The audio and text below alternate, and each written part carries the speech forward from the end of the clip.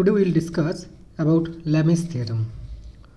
Lamy's theorem states that if three coplanar forces acting at a point be in equilibrium, then each force is proportional to the sine angle between other two forces. इसका मतलब तीन coplanar forces है. Suppose P, Q and R. ये तीन coplanar मतलब एक ही plane में ये एक्ट कर रहा है. एक्टिंग एट ए पॉइंट, एक कोई भी एक पॉइंट में ये तीन फोर्स एक्ट कर रहा है और ये कोप्लेनर फोर्स है और ये तीन फोर्स एक ही जगह में मीट कर रहा है, मतलब ये कॉनकरेंट फोर्स है. ठीक है.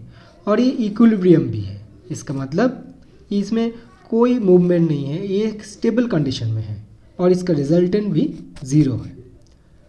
अगर ये कंडीशन है मतलब if three coplanar forces acting at a point be in equilibrium, then तो हम लोग क्या कर सकते हैं, तब ईच फोर्स मतलब P और Q और R, ये फोर्स को हम रिप्रेजेंट कैसे कर सकते हैं. ये डायरेक्टली प्रोपोर्शनल होता है.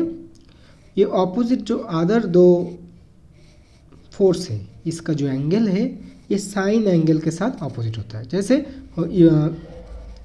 जैसे P है, P is directly proportional to this angle of P and Q and R, this angle. Okay, so P we can write directly proportional to sine angle of alpha. Okay, similarly Q directly proportional to sine angle of beta. R directly proportional to sine angle of gamma. अभी इसमें हम लोग एक constant ले रहे हैं. तो पहले हम लोग क्या लिखा था, P directly proportional to sine of alpha. So अभी इसमें हम लोग एक C कांस्टेंट ले लिया. We take a constant as C.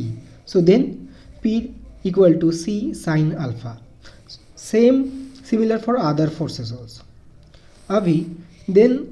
अभी हम लोग कैसे क्या लिख सकते हैं, C equal to P by sine alpha equal to Q by sine beta equal to R by sine gamma.